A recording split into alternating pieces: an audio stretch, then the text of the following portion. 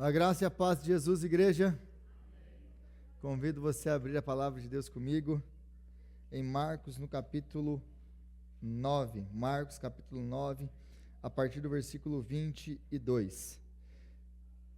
Marcos, capítulo 9, a partir do versículo, 14. Versículo 22. Eu estava em Marcos 8 ainda. Marcos 9, a partir do versículo 14.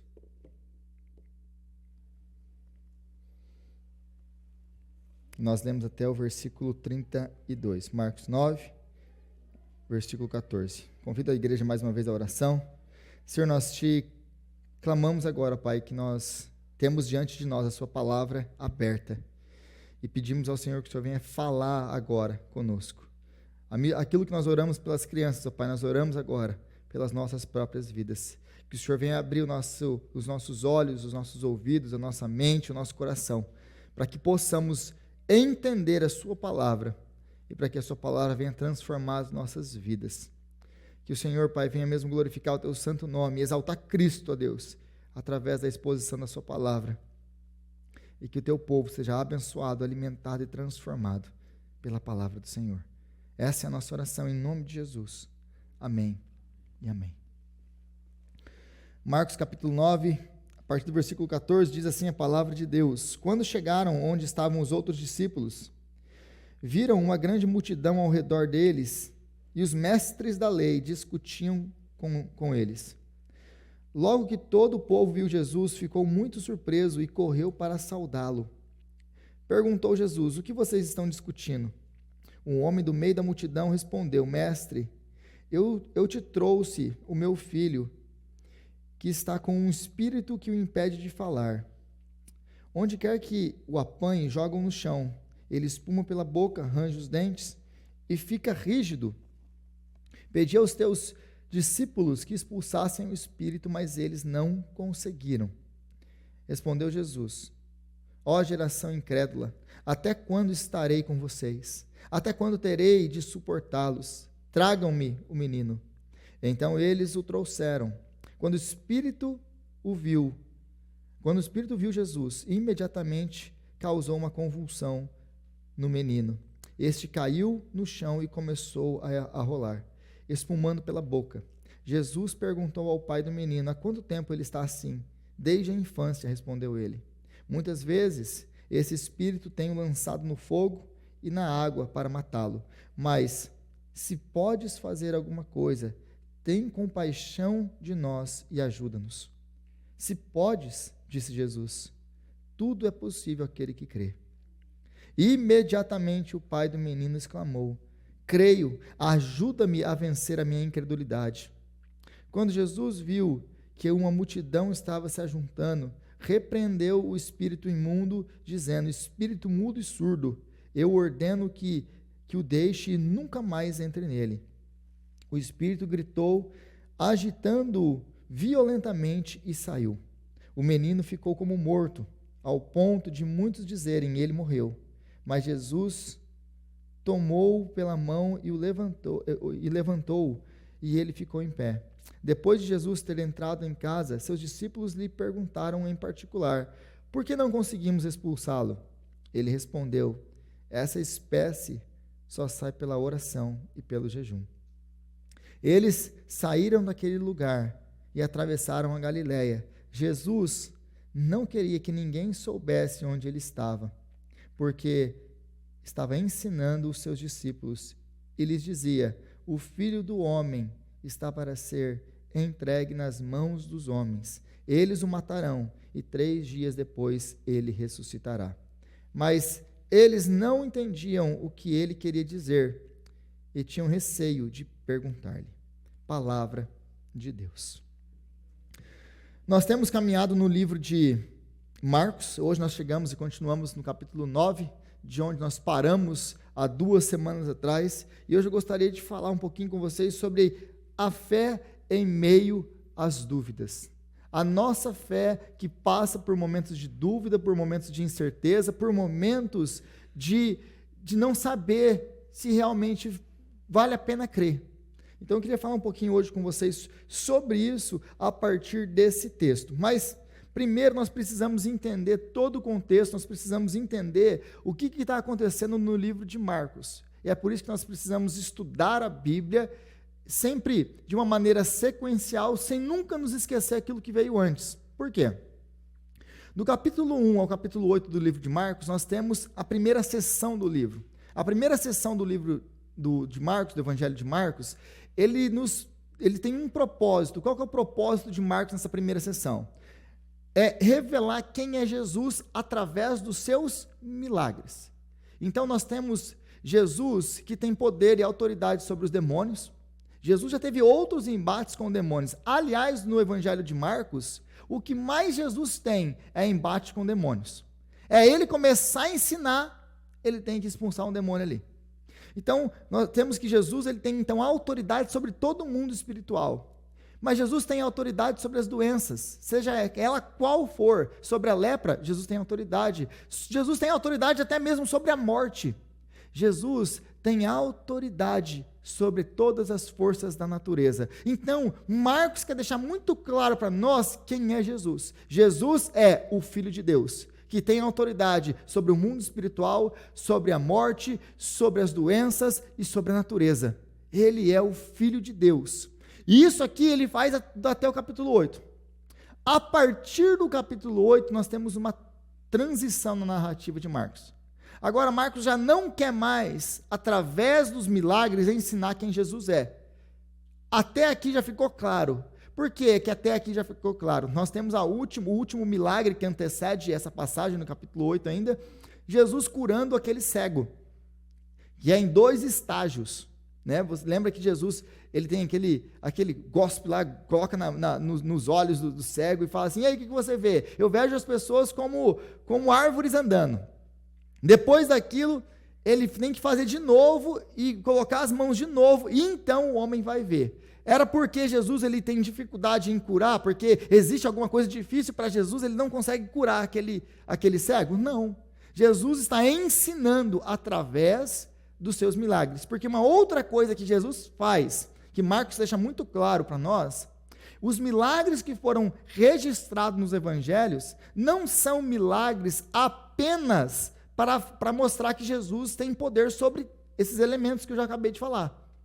Mas tem o poder, a intenção didática de ensinar algo para nós. Como nós vimos em todos os milagres. Se você não assistiu minhas pregações anteriores, volta lá e assiste os outros milagres, e lá onde eu explico quais são as conexões e o que Deus ou o que Jesus está fazendo através daqueles milagres. Como, por exemplo, a cura da lepra, né, logo no capítulo 1. Então, os milagres de Jesus, eles têm um caráter didático também, eles querem nos ensinar algo. Esse em específico, antes dessa sessão que começa a partir do capítulo 9, vai mostrar a dificuldade dos discípulos, ou a nossa dificuldade, em entendermos quem é Jesus, entendermos os milagres de Jesus, e entendermos e compreendermos quem é esse Jesus que nós seguimos. Então, para os discípulos, porque no versículo 29, Pedro ele reconhece, tu és o Filho de Deus, tu és o Messias. Porque Jesus faz uma pergunta antes, quem os homens dizem que eu sou? Então eles dão as respostas deles, e Jesus pergunta, mas e vocês, quem vocês dizem que eu sou? Tu és o Messias. Eles entenderam, ele é o Messias. Mas agora ele precisa corrigir a expectativa messiânica deles. Por que ele precisa corrigir a expectativa messiânica deles? Porque eles têm uma expectativa messiânica triunfalista. Eles esperam um Messias que vai triunfar sobre Roma, que vai trazer glória para Israel. É o Messias que vai trazer benefícios materiais e terrenos aqui e agora. Então Jesus precisa corrigir essa visão deles, porque é uma visão, eles, de novo, como o cego, eles veem que Jesus é o Messias. Eles veem os homens andando como árvores, mas eles ainda não compreenderam quem é o Messias. Agora Jesus vai, a partir do capítulo 8, mostrar que tipo de Messias ele é. Então, nós temos essa transição nesse texto, entre os milagres de Jesus, agora para os ensinos de Jesus, que vai andando até a crucificação. É o caminho da cruz, O que em Lucas vai ser no capítulo 9. Então Jesus transiciona. Ele já provou que era Messias. Agora eu vou para a cruz, para cumprir o ministério do Messias. Agora muda então, nós temos essa mudança no capítulo 8. E no capítulo 9 nós temos então a transfiguração, que foi o texto que nós vimos anteriormente a esse. E agora na transfiguração nós temos Jesus no monte junto com Moisés e com Elias, e nós temos todo aquele episódio lá, né? E Pedro está lá, e Pedro quer construir vamos construir para vocês 3 barracas, Senhor, uma para você, uma para Elias, uma para Moisés. Ele falou isso, ele não sabia o que ele estava falando, foi essa a nossa última mensagem no livro.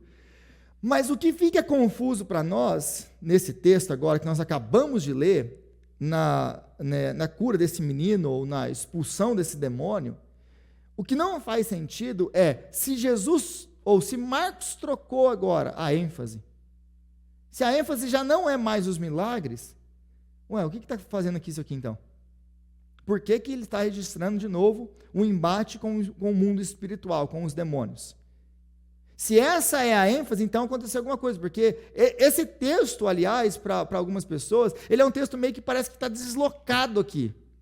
Se a ênfase é nos ensinos de Jesus, que é no ser discípulo de Jesus, porque essa é a ênfase agora. Jesus tem 2 ênfases agora, o Marcos tem 2 ênfases agora. A primeira ênfase é mostrar que Jesus não é esse Messias triunfalista, esse Messias que eles esperavam, corrigir a visão messiânica. Mas a segunda coisa é ensinar os discípulos sobre o que é ser seguidor de Jesus. Nós começamos isso há 3 semanas atrás, falando o que é ser seguidor de Jesus. E Jesus, já logo de começo, quando Pedro responde, tu és o Messias, e começa a falar, é verdade, eu sou o Messias, e importa que esse Messias seja entregue nas mãos dos homens, seja morto, e no 3º dia ele ressuscite. Pedro chama ele de lado e fala, opa, peraí, não é assim. Esse Messias não encaixa com a nossa visão, não bate, porque o Messias morto não ajuda ninguém. E aí, Jesus fala o que para Pedro? Afasta de mim, Satanás, para trás de mim, Satanás. Você não pensa nas coisas de Deus, mas nas coisas dos homens. Então, a segunda coisa que ele quer agora, depois disso, é chamar eles para o verdadeiro discipulado. Porque se você quer vir após mim, tome a sua cruz e me siga. Então, Jesus tem, primeiro, nós temos a parte inicial de Marcos, Jesus é o Messias. Os milagres deixam isso muito claro. Agora, esse Messias não é o Messias que vocês esperam. E eu vou corrigir essa visão de vocês. Mas a outra parte disso ele está nos chamando ao verdadeiro discipulado. O que significa ser discípulo de Jesus? Então, esse milagre aqui, ele tem um caráter, de novo, de ensinar aos discípulos o que é ser um discípulo de Jesus. O que é ser um discípulo de Jesus? Como que eu ando como discípulo de Jesus? A preocupação maior desse relato, dessa passagem, não é a expulsão do demônio desse menino. É ensinar-nos a depender do Senhor. Para podermos, se nós queremos ser discípulos de Jesus, nós precisamos depender de Deus em tudo. E como que nós dependemos de Deus em tudo? Através da oração. Esse é o resumo de toda essa passagem aqui. E é isso que a gente vai ver, então, agora. A autoridade aqui de Jesus. Então, Marcos vai apresentar a autoridade de Jesus. E aqui é interessante que a autoridade de Jesus, de expulsar o demônio, ele é contrastada com o quê? Com o finalzinho do capítulo, ou dessa perícope, ou dessa passagem, no capítulo 9, versículo 30 ao 32. Porque do versículo 30 ao 32, Jesus, depois de tudo isso aqui, ele cura esse menino, ele expulsa esse demônio, e no final, como que fecha esse texto? E Jesus fecha dizendo, o Filho do Homem está para ser entregue nas mãos dos homens, eles os matarão e 3 dias depois ele ressuscitará.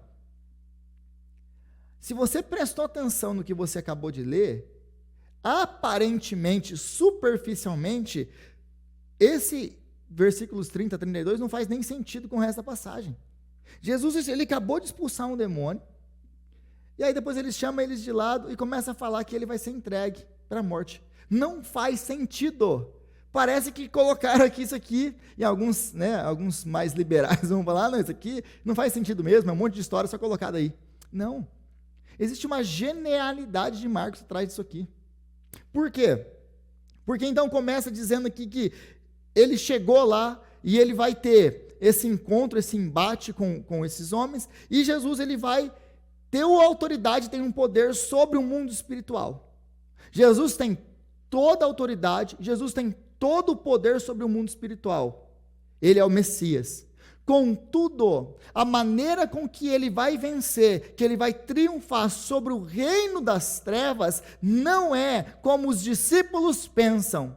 E é isso que o versículo 30 ao 32 está respondendo para nós, está demonstrando para nós. Mesmo que ele seja o Deus encarnado, que tem poder e autoridade sobre o reino espiritual, a maneira com que ele vai conquistar a morte, a vitória para nós, derrotar Satanás e triunfar sobre todo o poder de Satanás e sobre todos os demônios, é se entregando na cruz. É isso que esse texto está nos mostrando. Então esse texto aqui está prefigurando não apenas a vitória de Jesus sobre as forças espirituais malignas, mas a maneira como ele vai alcançar essa vitória. Então o milagre mostra que Jesus tem autoridade sobre todo o mundo espiritual, mas no final do texto aqui vai apontar para como ele vai conseguir realmente a verdadeira e final libertação e salvação para todos nós, através da cruz. É isso então que esse texto está nos mostrando. Então esse evento é mais do que um milagre. Ele é um ensaio, abre aspas, para que os discípulos aprendam a lidar com a sua própria fraqueza, porque eles vão fracassar aqui ao expulsar o demônio, e aprender a depender do Senhor nesse caminhar inevitável desse mundo de sofrimento, de angústia. Jesus quer ensinar agora aos seus discípulos como que eles podem andar em vitória sobre o mundo espiritual. Porque todos os nossos embates são espirituais. Porque a nossa luta não é contra carne e sangue, mas contra os poderes, contra as potestades nas regiões celestiais. Então, como que nós, como o apóstolo Paulo vai dizer mais tarde, como que nós podemos andar em vitória se a nossa luta não é contra carne e sangue? A nossa luta é contra demônios, principados nas regiões celestiais. Como que eu posso andar em vitória? Jesus, ele nos responde nesse texto. Agora, se você volta comigo para o versículo 14, quando chegaram onde estavam os outros discípulos, viram uma grande multidão ao redor deles e os mestres da lei discutindo com eles. Aqui nós temos, de novo, você não pode perder aquilo que veio anteriormente. Nós temos os discípulos saindo daquela experiência maravilhosa do monte, da transfiguração, onde eles têm esse lápis, esse momento único de verem Jesus transfigurado, Jesus agora na sua glória que vai ser presente e manifesta depois da sua ressurreição. Então eles têm por uma fração de tempo, eles veem a glória de Jesus, agora ressuscitado. E eles têm essa experiência maravilhosa com Jesus, e essa experiência maravilhosa com Jesus, ela acaba. E geralmente é assim nas nossas vidas também. Nós temos experiências maravilhosas com Jesus, talvez no culto, talvez no seu tempo de devocional. Nós temos essas experiências maravilhosas, como eles aqui tiveram essa experiência maravilhosa da transfiguração, mas o nosso chamado não é ficar lá. Porque depois que eles têm essa experiência maravilhosa no monte, eles são chamados para descer. Descer para onde? Para o vale da incerteza humana, para o vale do sofrimento humano, para o vale da experiência quebrada da nossa humanidade, dominada pelo pecado, caída e afastada de Deus. Porque é exatamente isso que acontece. Eles saem do monte da transfiguração, de toda aquela experiência maravilhosa que eles têm com Deus, eles descem o monte e encontram esse caos que eles estão encontrando. Por que é um caos? Porque existe aqui incredulidade de discípulos que não conseguem expulsar um demônio. Existe a incapacidade, então, desses discípulos. Existem as frustrações de um pai que trouxe o filho para poder ser liberto e encontra então com uns discípulos que não conseguem fazer. Existe uma desconfiança espiritual por parte dos mestres da lei que discutem com os discípulos. Então eles descem do monte como Moisés desce do monte. Essa figura de Moisés descendo do monte não pode ser perdida, porque se o capítulo anterior, ou se a passagem anterior aponta para Moisés, e o monte da transfiguração aponta para toda aquela questão do êxodo, como nós vimos, isso aqui ainda não acabou. A descida de Jesus do monte é a figura de Moisés descendo do monte e encontrando o povo coberto e caído em idolatria, que já abandonou o Senhor. Então a mesma figura nós vemos aqui agora em Jesus descendo esse monte, encontrando esse caos do ser humano, esse caos que agora vai ser resolvido apenas pela intervenção divina, apenas pela intervenção de Jesus. E é isso que o texto quer deixar muito claro para nós. Então eles saem desse momento maravilhoso para descer agora e encontrar o caos da humanidade. E essa é a minha vida, essa é a minha história, essa é a sua história. Depois de termos talvez esse momento maravilhoso na presença do Senhor que nós temos todos os domingos, ou talvez daquele tempo maravilhoso que você tem na sua devocional, você experimenta, você lê a palavra de Deus e aquilo te enche os olhos, te enche o coração, você fala, uau, e você está cheio daquilo. Aí você sai pela porta da rua da sua casa e você encontra com o mundo caído. E você encontra com esse caos que é a humanidade afastada de Deus. Mas esse é o nosso chamado. Enquanto estivermos aqui, nós somos chamados a sair e a ir. E nós encontramos, então, no versículo 14, essa discussão entre os discípulos de Jesus, os nove que ficaram para trás, e os mestres da lei. E por que eles estão discutindo? O texto não fala por que eles estão discutindo, mas se você entende os mestres da lei e os fariseus, é muito fácil saber sobre o que eles estão discutindo. Sobre o que eles estão discutindo? Sobre a falha dos discípulos em expulsar um demônio. Porque agora eles sempre vão procurar ocasião, os mestres da lei e os fariseus, sempre procurando ocasião para quê? Para acusar Jesus. Para mostrar que Jesus é uma farsa. Agora nós temos um exorcismo fracassado. É tudo que eles precisam para acusar Jesus. Está vendo como vocês seguem um charlatão. Vocês seguem um falso profeta. Porque se vocês seguissem de fato um homem de Deus, vocês teriam feito isso. Então aqui eles aproveitam para atacar Jesus, e esse aqui é o motivo da discussão deles. E também existia na cabeça deles, na cabeça do primeiro século, uma visão sobre libertação, sobre expulsar demônios ou exorcismo, que era uma visão que vinha desde Salomão. Existia uma tradição judaica que desde Salomão você tem que ter alguns encantamentos, algumas palavras mágicas, alguns objetos para você expulsar um demônio. Aí eles, provavelmente o que eles estão discutindo aqui é o método de vocês está errado. Vocês não estão usando os encantamentos corretos. E aí, no meio de tudo isso, tem um pai aflito, que a única coisa que queria é que o filho fosse liberto. A única coisa que ele queria é que o filho tivesse uma vida normal. E eles estão ali discutindo sobre isso. Qual que é o método correto de expulsar esse demônio? E aí, do nada, Jesus pergunta, mas o que está acontecendo aqui? Jesus chega ali, o que está acontecendo nesse lugar? E aí, do nada, note que Jesus faz uma pergunta para eles, mas quem responde é o Pai. Quem responde é o Pai. Versículo 17. Um homem do meio da multidão respondeu. Então, esse homem aparece do nada. Como diz na linguagem, na gíria, esse homem brota do nada. Ele sai do nada. E aí ele começa a explicar, eu trouxe para o Senhor, note uma coisa, ele traz esse menino para Jesus. Ele traz para Jesus. Mestre, eu te trouxe o meu filho, que está com o espírito que o impede de falar. Onde quer que o apanhe, o joga no chão, ele espuma pela boca, arranja os dentes e fica rígido. Pedi aos teus discípulos, então, eu trouxe ele para o Senhor, mas o Senhor não estava aqui, então eu pedi aos teus discípulos que expulsassem o espírito, mas eles não conseguiram. Então, o resumo da história é esse daqui. Eu trouxe para o Senhor, mas os seus discípulos não conseguiram.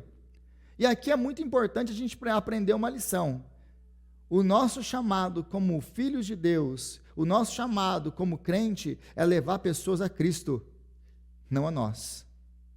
Por quê? Porque ele trouxe o filho a Jesus, porque ele sabia que Jesus podia fazer alguma coisa. Mas o fracasso deles em expulsar esse demônio vai causar dúvida até mesmo na vida desse pai, que trouxe para Jesus, crendo em Jesus, e agora ele já nem sabe mais, né, se vai ser mesmo capaz. E aí então seu filho está possuído de um espírito maligno, e ele havia então pedido aos discípulos, disse, rapaziada, tem como fazer alguma coisa aí? Não, é na hora. E eles respondem isso, e eles aceitam esse desafio. Por que eles aceitam o desafio? Porque no capítulo 6 do mesmo evangelho, Jesus já tinha dado a eles autoridade para expulsar demônios e para curar os enfermos. Lembra disso ou não? Então, expulsar demônios é uma coisa que eles já fizeram. E curar enfermos é a coisa que eles já fizeram. O que levanta, então, a pergunta, então, o que saiu errado dessa vez? O porquê que se Jesus já tinha dado poder para eles fazerem isso, por que eles não são capazes de fazer isso aqui? Por que eles não conseguem expulsar esse demônio? E a resposta é, o fracasso ele é inevitável se não houver dependência plena de Deus. A questão aqui da oração, no versículo 29, essa espécie só sai pela oração, é tipo uma dica do que está acontecendo em tudo isso aqui. O que está acontecendo em tudo isso aqui? Existe uma falta de oração. O pai traz esse menino para ser aliviado, para ser exorcizado pelos discípulos de Jesus. Eles não conseguem fazer. Por que eles não conseguem fazer? Porque eles estão confiantes de que eles podem fazer. A confiança está neles, porque agora eu tenho esse poder, agora então é uma coisa minha. Aí Jesus vai repreender eles mais tarde. E para nós, o ensinamento que isso aqui traz e fica é: nós não podemos fazer nada por nós mesmos. Nós precisamos de vida com Deus. Nós não conseguimos fazer nada na nossa força, na nossa habilidade, no nosso conhecimento. O nosso fracasso, ele é certo. Todas as vezes que nós tentarmos ter uma vida à parte de Deus, tomarmos decisões à parte de Deus, viver a vida cristã e o chamado cristão à parte de Deus. E como que funciona isso? Eu vivo uma vida sem orar, eu vivo uma vida sem ler a palavra de Deus, eu não tenho comunhão com o Senhor. E aí, eu me chamo crente. E eu vou viver a minha vida nesse mundo, sem essas coisas, sem esses fundamentos. O que vai acontecer com a minha vida? Eu vou andar em derrota. É simples assim. E muitos de nós se surpreendem por que nós somos derrotados de novo, e de novo, e de novo nas nossas vidas. Porque nós temos tentado viver o chamado e a vida cristã independente de Deus. Sem vida de oração, sem vida de leitura bíblica, sem vida de constante busca pelo Senhor. Isso é a fórmula para o fracasso. Sabe por quê? Porque isso é a arrogância. Deixar de orar e deixar de buscar o Senhor na sua palavra não é uma questão de escolha. Eu só não gosto de ler a Bíblia. Porque é uma coisa que eu escuto muito, né? Eu só não gosto de ler a Bíblia. Eu não consigo ler a Bíblia.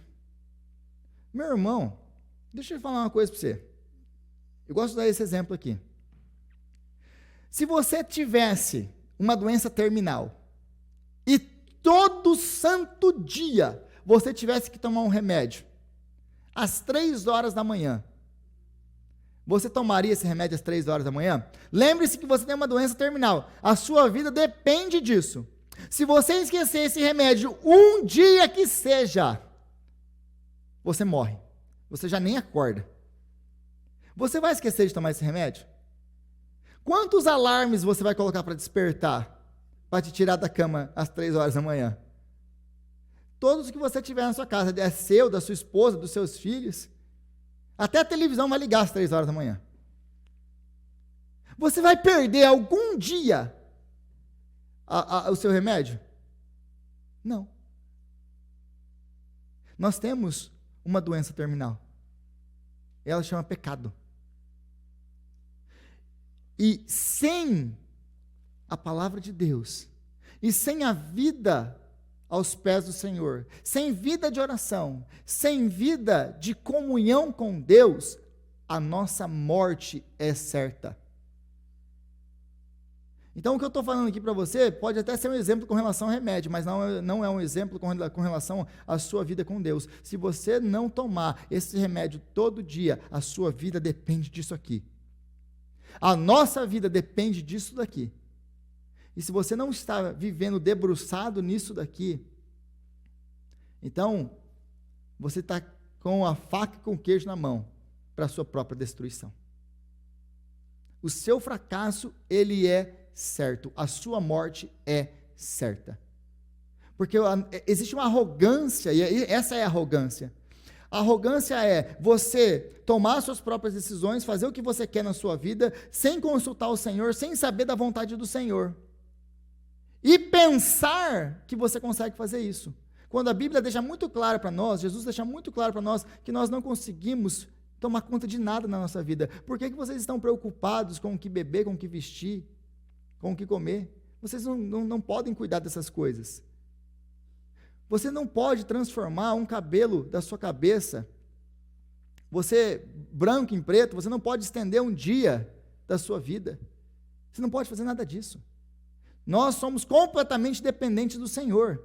Então, viver uma vida sem oração, viver uma vida sem busca da palavra de Deus é arrogância, porque você pensa que você não precisa dele. E isso é uma mensagem muito rude contra Deus. Você deixar de ler a Bíblia, você deixar de orar, é a mesma coisa que falar: Deus, eu não preciso de você. Deixa que eu me garanto. Essa é a mensagem. Para o crente, então, oração e Bíblia não é opcional. É uma questão de vida ou morte. Então, o fracasso deles é inevitável, porque a confiança deles está neles mesmos. Agora, esse menino, ele é um retrato de quem nós somos, porque tudo isso aqui vai apontar para o Evangelho de Jesus Cristo. Como que isso aqui aponta para o Evangelho? Esse menino é o nosso representante. Como que ele é o nosso representante? Ele, como nós, a parte de Deus, estávamos possuídos, controlados, como na linguagem do apóstolo Paulo em Efésios, no capítulo 2, estávamos mortos em nossos delitos e nossos pecados, seguindo o príncipe da potestade do ar, Satanás, que agora está agindo nos filhos da desobediência. Assim como esse menino, todos nós estávamos associados, controlados, seguindo Satanás, espiritualmente mortos, sob o domínio do pecado, incapazes de nos libertar sozinhos. Esse é o quadro desse menino. Esse menino, então, ele está possuído, ele não tem vontade própria, esse menino não pode ouvir, ele não pode falar, porque Jesus, ele repreende esse demônio, falando, espírito surdo e mudo. Então esse menino, ele está aqui, surdo, mudo, sem vontade, dominado por um demônio há anos. Ele não tem vontade própria, ele está destinado à perdição, até que ele tenha um encontro com Jesus. Então essa é a nossa incapacidade humana de conseguir libertar-nos por nós mesmos. É impossível para nós conseguir nos libertar. Nós precisávamos de uma intervenção divina. É por isso que Jesus, ele desce o monte. É por isso que Jesus, ele vem ao nosso encontro. E aí no versículo 19, Jesus ele vai repreender, depois de ver tudo isso aqui, saber o que está acontecendo, ele fala: ó geração incrédula, até quando estarei com vocês? Até quando terei de suportá-los? E aqui tem uma coisa muito, mas muito importante nesse versículo, que talvez lendo assim a gente passa por cima. O que é muito importante nesse versículo? A cristologia desse versículo. O que é cristologia? É a manifestação ou a revelação de quem é Jesus. Jesus é o Deus encarnado. Note uma coisa aqui, ele se coloca além dessa multidão. Ele não se coloca junto. Ó geração incrédula, até quando estarei com vocês? Até quando terei de suportá-los? Jesus ele não faz parte da multidão. Jesus não faz parte nem daqueles que o seguem. Ele não é igual a eles. Jesus aqui, ele se distancia deles. Eu não sou como vocês. Até quando eu terei que suportar vocês? E existe aqui também uma denúncia de Deus ou de Jesus que vem desde o Antigo Testamento. Como que acontece no Antigo Testamento? Se você está lendo a Bíblia e está vendo o Antigo Testamento, você está vendo uma coisa, que não importa o que Deus faça, Deus faz milagre atrás de milagre, Deus sustenta, Deus guarda, Deus provê, Deus anda com o seu povo. Mas no primeiro momento de dificuldade que acontece com o povo, eles não creem no Senhor. Então é isso que Jesus está acusando eles. Ó geração incrédula, até quando eu vou ter que aguentar vocês? Desde o começo foi assim. Vocês nunca creram em mim, vocês nunca me obedeceram, vocês nunca confiaram em mim, apesar de tudo que eu fiz. Isso vale tanto para a multidão quanto para os discípulos. Olha tudo que os discípulos viram de Jesus, eles estão aqui. E aí, Senhor, por que a gente não conseguiu? Então esse versículo 19 aponta para esse Jesus que está conosco, mas ele não é como nós. Ele é o Deus encarnado. E no versículo 20 ao 24, nós temos então a exclamação aí desse pai, versículo 23. O versículo 22, finalzinho do versículo 22. O pai diz a Jesus: se podes fazer alguma coisa, tem compaixão de nós e ajuda-nos. Se podes fazer alguma coisa, tem compaixão de nós. Então aqui, esse se, ele marca uma dúvida. Ó Jesus, eu nem sei se você pode. Se, então, faça. Eu não sei se você pode. Aí Jesus, ele vai reverter essa pergunta. Ele faz uma pergunta: se podes? Se podes? Você está diante do Deus encarnado, versículo 19. E você pergunta para o Deus que criou céus, terra, o universo e tudo que neles existe, que sustenta todas as coisas com vida, se eu posso fazer alguma coisa. O problema de tudo isso aqui não é o meu poder, não é a minha capacidade de fazer. O problema de toda essa passagem aqui, de tudo isso que está acontecendo, não está em mim. O problema é, você crê que eu possa fazer isso? Você crê que eu posso transformar a sua situação? Você crê que eu posso abrir essa porta? Você crê que eu posso transformar a sua vida? Você crê que eu possa libertar o seu filho? Essa é a pergunta. A pergunta não é se eu posso ou se eu tenho poder para. A pergunta é se você crê. Porque tudo é possível ao que crê. Porque Deus não tem limites. Deus não está limitado à sua circunstância, Deus não está limitado à sua falta de capacidade, Deus não está limitado a nada no universo, Ele é Deus. E Ele pode fazer o que Ele quiser. A pergunta é, você crê? Você crê que Deus pode fazer, que Deus pode transformar, que Deus pode agir na sua vida hoje e transformar essa situação? Essa é a pergunta. Não é se Jesus pode fazer alguma coisa. Poder, Ele pode. Você crê que Ele pode? Essa é a pergunta que eu quero deixar para você. Você acredita que Jesus pode fazer? E aqui nós não podemos também pegar esse versículo, tirar fora do seu contexto e achar, não, então, Ele pode fazer todas essas coisas, então eu vou crer que Ele vai me dar qualquer coisa que eu quero. É isso que Ele está ensinando aqui? De maneira nenhuma. De maneira nenhuma. Ele vai te dar tudo aquilo que está em conformidade com a sua vontade para a sua vida, que está em conformidade com a sua palavra. Se aquilo que você quer está contra a palavra de Deus, não é aquilo que Deus tem ou quer para a sua vida, você pode ter a fé do mundo, você não vai ter. Porque isso vai te destruir, vai destruir a sua vida e te afastar de Deus. Então o texto não está ensinando, com essa resposta de Jesus, tudo é possível àquele que crê. Lembra do contexto. Tudo é possível àquele que crê. Tudo o que? Dentro desse contexto, a libertação do seu filho é possível. A libertação da sua família é possível. A conversão do seu cônjuge, dos seus filhos, é possível. A transformação de situações que para você seja impossível, é possível para Deus. É isso que o contexto está nos mostrando. Isso aqui não é aquele versículo tão deturpado do apóstolo Paulo, né? Tudo posso naquele que me fortalece. Aí tudo posso inclui até os pecados que eu quero fazer. Esse aqui não está ensinando isso. Então, Jesus ele muda esse foco agora, tirando da sua capacidade. Se eu posso, mas você crê que eu posso? E aqui nós vemos essa tensão entre a fé imperfeita e a graça de Deus. Por que nós vemos essa tensão entre fé imperfeita e graça de Deus? Porque glória a Deus, que Deus não age segundo a perfeição da nossa fé.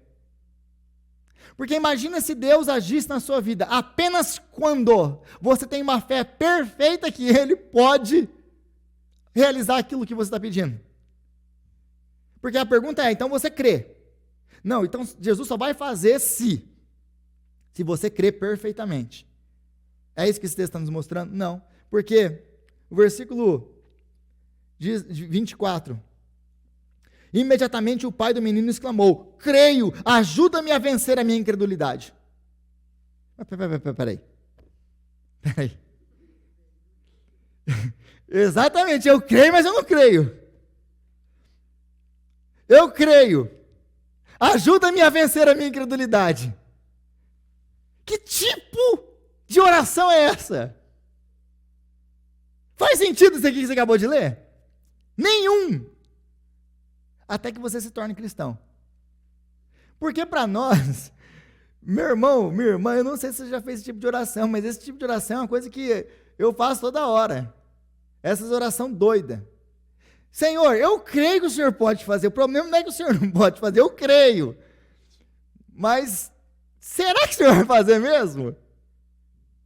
Essa é a nossa oração, essa é a dinâmica da vida cristã. Nós cremos que o Senhor é o Todo-Poderoso, que Deus pode fazer, que Deus, Ele faz tudo isso aqui que Ele já fez na palavra. Nós lemos essas coisas da palavra de Deus, nós ficamos, uau, que Deus maravilhoso. Mas aí chega naquele momento de dúvida nossa. Chega no momento de dificuldade, chega no momento em que o diagnóstico contrário chega, em que o parente, ou o pai, ou a mãe, ou o filho está enfrentando uma enfermidade, ou a porta se fecha e eu perco o emprego. Eu creio que Deus pode fazer tudo isso aqui. Mas aí quando eu olho para mim, eu falo assim, mas Senhor, me ajuda na minha falta de incredulidade, porque eu creio, mas eu não creio. E glória a Deus, porque Deus não depende da nossa fé perfeita para agir na nossa vida. Mesmo na fé imperfeita desse pai, Jesus vai atender o pedido dele.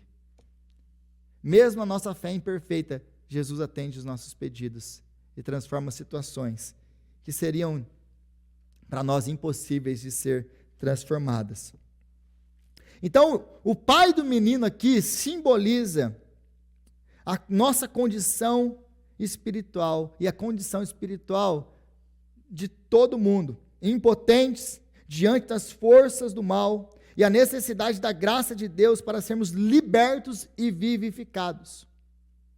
Essa é a nossa condição, a condição de todo ser humano, a parte de Deus. É a condição desse pai, é a condição desse menino. Nós estamos impotentes, e talvez você já teve um filho doente, já viu um filho ter que passar por uma cirurgia, ou passar por alguma coisa que você fica aflito, e talvez uma das piores sensações que existem para nós pais, é quando um filho nosso está deitado numa cama, e nós não podemos fazer nada. nada.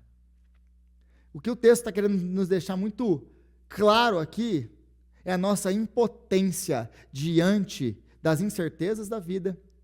O texto está querendo deixar muito claro que nós somos impotentes para nos livrar, para resolver os nossos problemas, para lutar contra o mundo das trevas. Nós somos escravos de Satanás. A parte do Espírito Santo, a parte da obra redentora de Jesus, nós somos escravos de Satanás. Nós éramos escravos de Satanás. O que todos são para aqueles que não estão em Cristo. Então nós precisamos de uma libertação, de um ato salvífico redentor que vem, que desce do alto. E a libertação e a autoridade de Jesus nesse texto aqui vai apontar para uma outra realidade, a realidade da salvação. Porque se você estiver aí no versículo 25, quando Jesus viu que uma multidão estava se ajuntando, repreendeu o espírito imundo, dizendo: espírito mudo e surdo, eu ordeno que o deixe, nunca mais entre nele. O espírito gritou, agitou violentamente e saiu. O menino ficou como morto, ao ponto de muitos dizerem: ele morreu. Versículo 27, mas ele tomou pela mão e levantou, e ele ficou de pé. A linguagem aqui não pode ser ignorada ou perdida. O que Marcos está querendo mostrar e apontar? Ele está querendo mostrar e apontar a realidade da salvação de todos nós em Cristo Jesus. Porque assim como ele pegou esse menino pela mão e ele levantou, isso que ele fez conosco, quando ele nos levantou da sepultura, junto com ele. Porque mais tarde ele vai morrer. E essa similaridade aqui também aponta para a morte de Jesus. Porque ele morreu e ficou parecendo morto. E eles disseram: ele está morto. Mas a morte foi tragada pela vida. E ele levantou ao terceiro dia. E porque ele levantou ao terceiro dia, ele nos levanta junto com ele. E essa é a nossa certeza, de que mesmo que nós venhamos a morrer, nós levantaremos e estaremos com o Senhor para sempre. Então isso vai mostrar e apontar para a nossa transformação espiritual e para a salvação em Jesus Cristo. A derrota do espírito maligno aqui é uma antecipação da vitória de Cristo sobre o pecado e sobre a morte, garantindo nova vida a todos os que confiam nele. É para isso que essa passagem está apontando. Está apontando para essa realidade. Jesus não está apenas expulsando um demônio de um menino. Jesus está apontando para uma realidade infinitamente maior e mais gloriosa do que expulsar um demônio de um menino. Ele está apontando para a realidade da nossa vitória nele, da destruição das obras de Satanás. Ele é aquele que vai conquistar, e que conquistou, aliás, na cruz. Ele venceu, ele despojou Satanás e o reino das trevas e nos deu vitória junto com ele. É para isso que esse texto aqui nos aponta. Agora a pergunta final aí dos discípulos. Por que nós não conseguimos? Por que nós não conseguimos? Por causa daquilo que eu já disse antes, porque vocês estão confiando em vocês mesmos. E como que eu sei disso? Ele respondeu, versículo 29, essa espécie só sai pela oração e pelo jejum. Aí, provavelmente o que você já escutou foi isso aqui. Essa espécie só sai pela oração e pelo jejum. Tem castas de demônios. Tem demônios assim, tem demônios assado. Então esses demônios aqui, especificamente, eles precisam de oração e de jejum. É disso que Jesus está falando aqui? Não. Não. Mesmo que exista qualquer tipo de classificação entre mais fortes, mais poderosos demônios e menos, Jesus não está falando aqui que alguns demônios você pode expulsar por você mesmo. Ah, não, esse demônio é um demônio tranquilinho, você pode lidar com ele você mesmo. Alguns outros demônios, não, aí você precisa de jejum e de oração. Meus irmãos, a gente precisa ler e entender a Bíblia. Jesus não está ensinando isso. O que Jesus está apontando aqui é uma deficiência na vida dos seus discípulos. Deficiência do quê? De oração, de busca ao Senhor, não tem busca ao Senhor. Vocês querem fazer a obra de Deus na força do braço de vocês. Sabe que dia que vocês vão conseguir fazer isso? Nunca. Então não é que exista uma classificação de demônios, e mesmo que existisse, se você tentar lidar com o menor dos menores, como fizeram lá no livro de Atos, lembra dos filhos de Seva? Que eles foram tentar expulsar um demônio? Em nome de Jesus a quem Paulo prega, nós te ordenamos, sai dele. Qual que o demônio responde para eles? Bom, Jesus eu conheço. Paulo eu bem sei quem é. Mas e vocês, quem são? E lenha nos caras. E 7 deles apanharam até ficar pelado. E fugir pelado do demônio.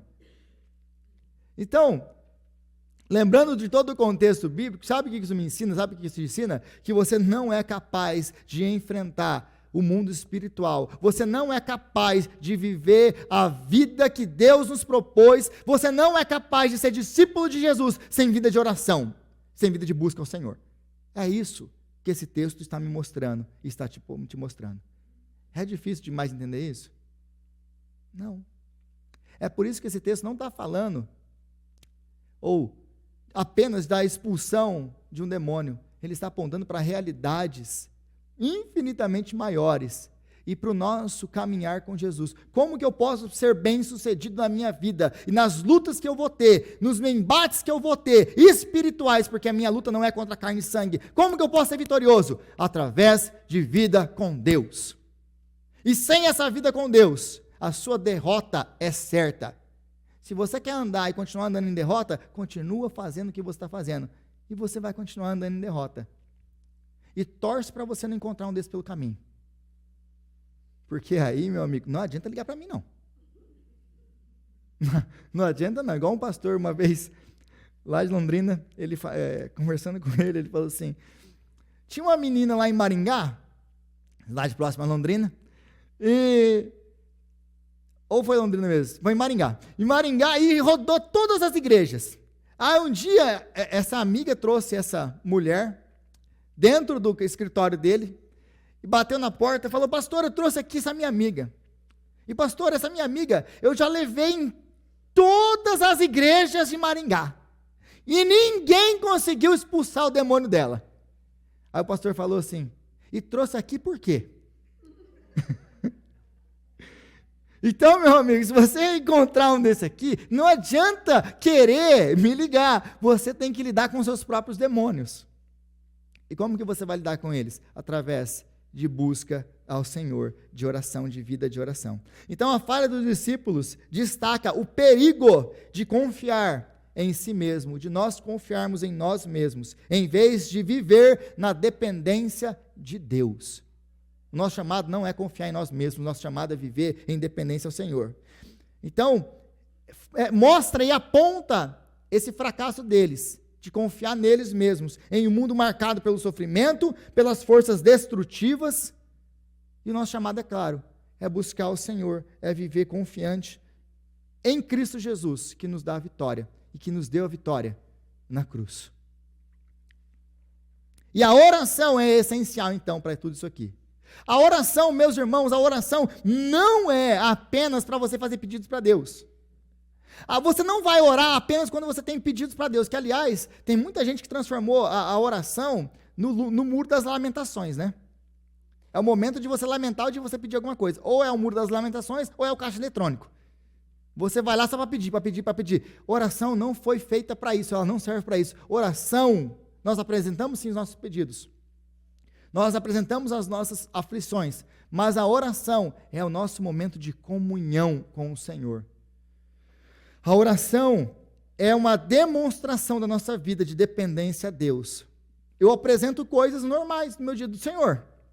Tem isso, tem aquilo, é um amigo que eu converso todos os dias. É o meu Deus, em quem eu me apresento diante dele todos os dias para ter relacionamento com ele. Assim como eu tenho relacionamento com a minha esposa, com os meus filhos, com os meus amigos. Deus, Ele quer um relacionamento íntimo e profundo com você, que acontece através da oração e da palavra de Deus. Agora, esse poder de Jesus, que vem, que intercede, que liberta, que transforma toda a situação, ele está disponível para você. Ele é seu. Jesus disponibilizou isso para você e para mim. E Jesus, então, nos mostra mais uma vez que ele possui autoridade absoluta sobre todas as coisas, inclusive sobre o mal que nos atormenta. Não tem diabo que pode destruir a sua vida com Jesus. Por mais difíceis, então, que sejam as batalhas, ou por mais que o mal tente nos destruir, encontramos segurança e vitória em Cristo, que derrotou o Satanás e o pecado e a morte, através da sua cruz, através da sua morte e da sua ressurreição. Ele é a nossa fonte de paz e de libertação. É isso que esse texto está nos apontando. Nós precisamos andar em dependência do Senhor, em vida com Deus. Senhor, nós te louvamos pela sua palavra, Pai, e te agradecemos pelo privilégio que nós temos de estudar a sua palavra. Obrigado, Senhor. Obrigado pelos ensinamentos de hoje. Obrigado a Deus, porque o Senhor nos instrui a como viver uma vida de vitória na sua presença. Nos dá graça agora para viver, Pai, uma vida debruçado aos seus pés em oração, em busca do Senhor e da sua voz na sua palavra. É o que nós te pedimos em nome de Jesus, o nosso Senhor. Amém e amém.